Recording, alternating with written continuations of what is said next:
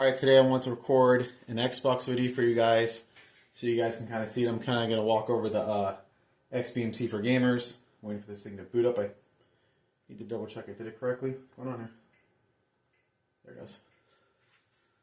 I had to detect the settings. So most TVs will adjust for the HDMI adapters. I'm using the AliExpress ones. This is a normal hard drive. It's not an SSD. So this is XBMC4Gamers. I'm going to show you guys the controls in the menu. So make this video. I'm trying to make it short and sweet. Obviously, to move over to your stuff, you use this one, not these controls. See that I don't do anything. So you want to use the buttons. Applications are for the applications. This has like all the tools. You'll probably never use this, especially if you're buying a box from me. You do want to register for Insomnia up here. Register. I can make another video. There's a ton on how to set that up. It's very easy. But this does have the cheats, and then this has expert. If you want to install like additional games, you can run the expert hardware installer. And I did put a cheat menu, which I gave a different menu to in this one. I never add demos on my games. Emulators, you press, to go into the button, you press A, and this will load all the different emulators you have. So if you want to play a game, that's how you do it. Say, for example, say you want to play, this is one Sega 32X. See how it has the name at the bottom there? It actually has what it is. PlayStation, Nintendo, Nintendo. So say you want to play Nintendo, you press, I pressed the wrong key, Super Nintendo, I guess now. Press A. And it will load the emulator. So the Xbox takes a little bit of time to load all the different emulators. It doesn't play PlayStation 1 very well, but like Super Nintendo and whatnot. So this is the emulator. So use the buttons. You're going to go select game, and then it says D drive. It's like a computer. I put all my stuff in the ROMs directory, so it says ROMs.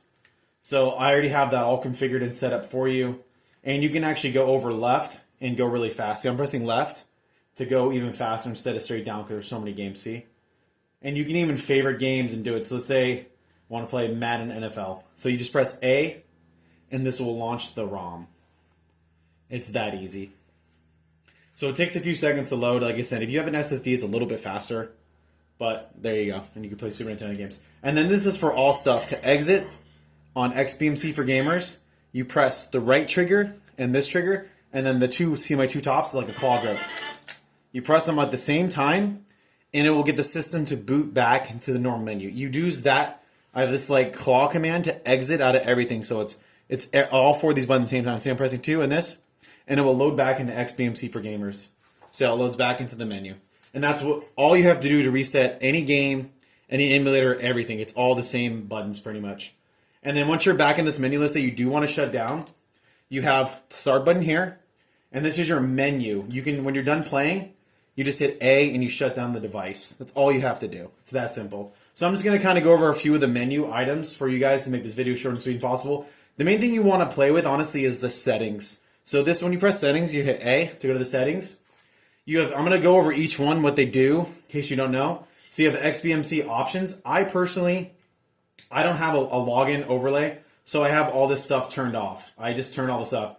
Hide complex, I don't need all this. The home screen, again, if you want to boot into games directory, you can change this. So instead of, if this is the root, you want to boot into applications, you boot into applications. You want to boot into emulators, you boot into emulators. You want to boot into games, you boot into games. You absolutely could do that. It's really up to you. That's if you want to boot. So this is the home screen, is this, the one that has all the options. But you could theoretically, let's say you want to boot into homebrew. So as soon as you boot up, it would boot into this menu. That's what it does. Very simple. So I'm pressing B to go back. Again, we're pressing start. We're going to go to settings. And we're just going to go, I don't have it hooked up to the network. And then you have, you can change out the scripts. These scripts are very good. So when you're done installing stuff, you want to run the 40p game loader. That fixes all the 40p games. Very good to run at least once. I recommend running this and doing automatic.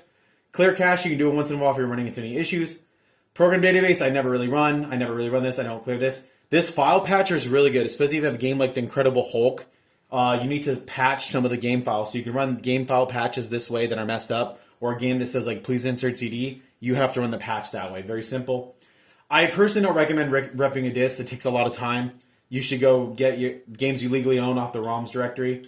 And then this, if you want to run the expert artwork installer, you can run it this way as well. So you have that. And then this runs XISO. So if you're just transferring ISOs and you want to build a hard drive, you can run this script as well. So they have really good scripts. Start-in option, if you want to do, I personally don't like a login screen to select, so I have it turned off. I don't use a kiosk mode. I don't really care about the image. And then this is for like playlists and intros videos. You can enable or disable them. I don't personally use them. And again, this is themes to set your themes however you want. It's pretty self-explanatory. And if you're having issues, you can also, let's say it's all messed up, you can reset the options to default here. And that's pretty much all you really need. The downloader is actually very interesting. I'm going to make a full video about this if I wanted to. I'm currently not plugged in, but you need to be plugged into your home network. And you can get applications off this. You can get different artwork off this. You can get different dashboards. These DLCs are really important, especially if you're going to be playing a game online with Insomnia. You need to make sure that your game's updated with the latest DLC. This will allow you to play it online. So, example, let's say you want to play Halo 2, which is a very common game. You're going to want to go all the way down to Halo, and you're going to want to get the latest version. Same with Ghost, like Halo 2. See how the update's almost 400 megabytes? This will get all the multiplayer maps and whatnot. You don't necessarily have to get all these title updates, but definitely get this one and the title update, or whatever game you're trying to play online. It will even tell what it does, like, you get maps. Ghost Island Thunder gives you all the different content, so you want to get that. And the emulators, I recommend just running the emulators that are supported. These are just the emulators. You have to get your own ROMs. You can get them there. Homebrews are pretty cool too. If you want, these are free games from XBMC. You can install them to your drive. Mods as well. You can get dead or alive skins. You want some nude skins on there. It has like Punisher Uncensored. You have to just make sure you select the correct game directory to install this. It's pretty easy. Other is just like game trainers. If someone wants to cheat, wallpaper. You have some saves for different games. You have themes if you want to change your themes. Different stuff. Definitely make sure you're updated with the latest version, but that's pretty much the downloader. So you press B to go back. And then appearance, again, you can set your language. Say you want to do in Spanish or English, you can do that here. Display, I recommend just doing auto. Let the HDMI adapter or whatever you're using adjust itself. But you can make changes here. You can adjust your file list, and you can also set a screensaver.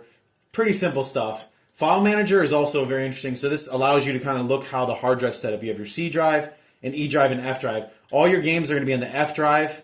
And I'll make sure you have applications, demo, emulators, games, and everything's in the correct directories. Emulators ready to go. That's how you want to set up your directories. This is the best way to do it. Trust me. And then music, I guess if you're playing music, you can actually set this to, if you insert a CD, you can have it play your music. You'd have to turn it on. And you can set to whatever you want it to be. And then same with the network, you can set up an FTP, you can auto detect. I recommend just setting it to automatic. You don't really have to do too much, but if you have a special need, you're probably going to want to go to this menu. I really don't mess with it though. And then programs, you can auto adjust the flickering, you can enable switching mode, you have different trainers for you can modify your dashboard, you can do a lot of cool stuff in this. And then parsing, you can do like different stuff here. System is where most people are going to want to go into, especially if you're a video output. So you want to make sure you enable all the different video settings if your HDMI adapter supports it. This is how you get the 1080p gaming. Same with audio. If you're doing LCD, you can do a mod chip.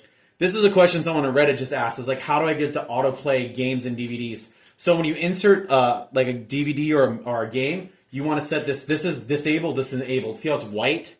That's enabled. So it will autoplay a DVD. It will autoplay a VCD. It will autoplay a game. And you can autoplay videos and music. This, if you insert like a game, it will automatically play it. These are the settings where you want to adjust. So if you do want to put a game or CD, it will autoplay. If you don't want it to autoplay, just turn it off. And then if you don't want it to autoplay, you can run it with the file menu. So I'm just saying these are very important settings if you want to set that up here. And then again, go to the hard disk and you can set spinning times. I would just leave this as is.